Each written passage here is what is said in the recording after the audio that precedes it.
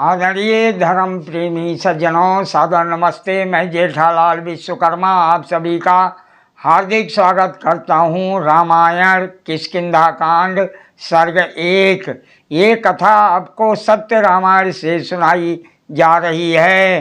पिछले अंक में आपने सुना, जब सबरी अपने रूप और तेज के प्रभाव से स्वर्ग सिधार गईं, तब श्री राम निश्चल रूप से बैठे हुए परम हितैषी अपने भाई लक्ष्मण से कहने लगे, हे लक्ष्मण, आओ हम दोनों पंपा सरोवर के तट पर चलें। वहाँ से वो ऋषमुख पर्वत भी समीप ही है, जहाँ राज ऋषि पुत्र धर्मात्मा सुग्रीव बाली के भय से भयभीत होकर अपने 4 मंत्रियों के साथ सदा निवास करते हैं।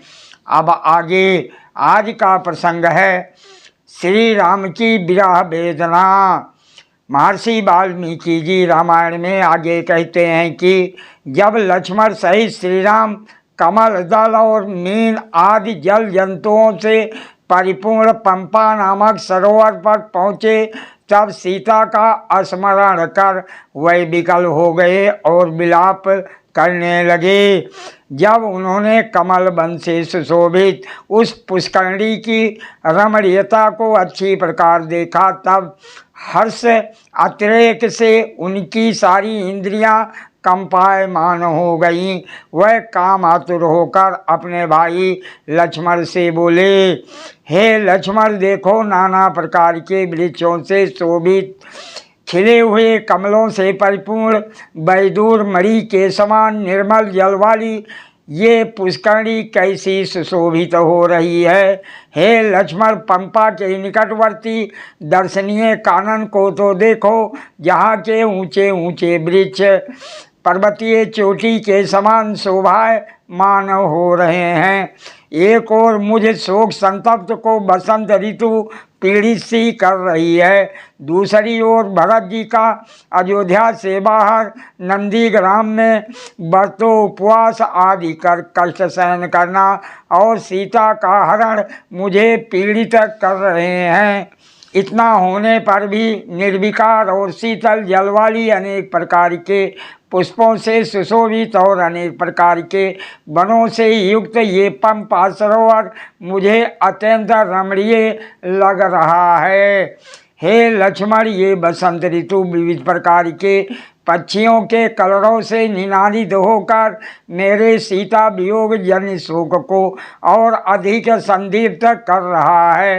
हे लक्ष्मण, ये बसंत रूपी अग्नि जिसमें लाल लाल पत्रों रूपी ज्वालाएं उठ रही हैं, मुझे अवश्य ही भस्म कर डालेगी। उस कमल नयनी सुंदर केसों वाली मधुर भाषणी सीता को देखे बिना मेरा जीवन व्यर्थ है। ये बसंत ऋतु सीता को अत्यंत प्रिय था, क्योंकि इस ऋतु में संपूर्ण वन पत्र पुष्प और फलों से अत्यंत कमनीय हो जाता है। हे लक्ष्मण, देखो ये इधर उधर नृत्य करते हुए मयूर कैसे शोभायमान हो रहे हैं। वायु से कंपायमान इनके पंख ऐसी शोभा दे रहे हैं मानो स्फटिक के बनाए हुए झरोखे हों। झुंड के झुंड ये पक्षीगण परस्पर एक दूसरे का आवाहन करते हुए आनंद पूर्वक चहकते हुए मेरे काम की उन्माद अवस्था की वृद्धि कर रहे हैं।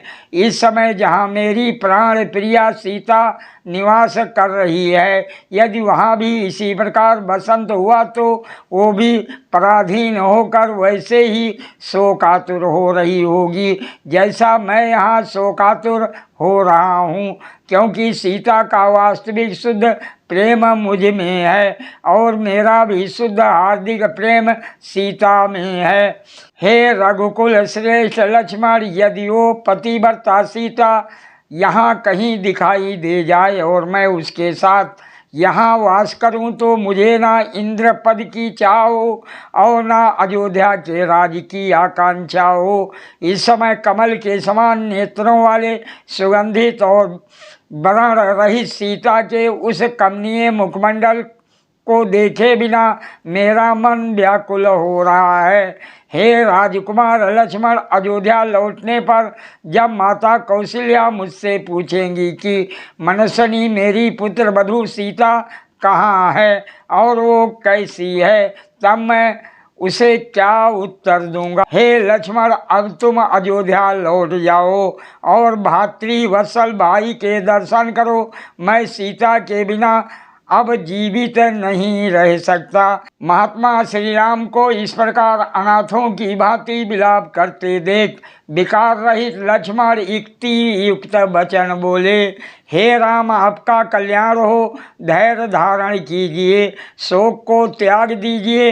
हे पुरुषोत्तम, आप जैसे निर्मल बुद्धि वालों की बुद्धि ऐसी मंद तो नहीं होनी चाहिए।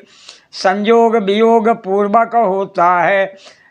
इस अटल सिद्धांत को सम्मुख रखते हुए आप सीता वियोग जन्य दुख और उसके प्रति अत्यधिक स्नेह को छोड़ दीजिए, क्योंकि देखो ना, अत्यंत स्नेह युक्त अर्थात तेल में पड़ने से गीली बत्ती भी जल जाती है। हे रघुकुल शिरोमणि, हे राम, अब रावण चाहे पाताल में चला जाए अथवा उससे भी बढ़कर किसी अन्य गुप्त स्थान में जा छिपे, अब वो बच नहीं सकता, वो निश्चय ही मारा जाएगा। हे भाई, आप स्वस्थ हो जाइए, इस दीनता और कायरता को त्याग दीजिए, धैर्य धारण कीजिए, क्योंकि उद्योग के अभाव में अर्थ की सिद्धि कदापि नहीं हो सकती, अर्थात खोई हुई वस्तु बिना प्रयत्न के नहीं मिलती। हे आर्य राम, उत्साह में बड़ा बल होता है, उत्साह से बढ़कर और कोई बल नहीं है।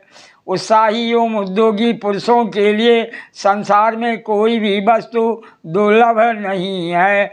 उत्साही पुरुष किसी भी कार्य को करने में घबराते नहीं हैं। हम भी उत्साह का आश्रय लेकर सीता जी को अवश्य प्राप्त कर लेंगे। आप महात्मा और कृतविद्य होकर भी अपने स्वरूप को क्यों नहीं पहचानते। आप शोक को त्याग कर कामी जनों जैसी इस वृत्ति को परे फेंकिए।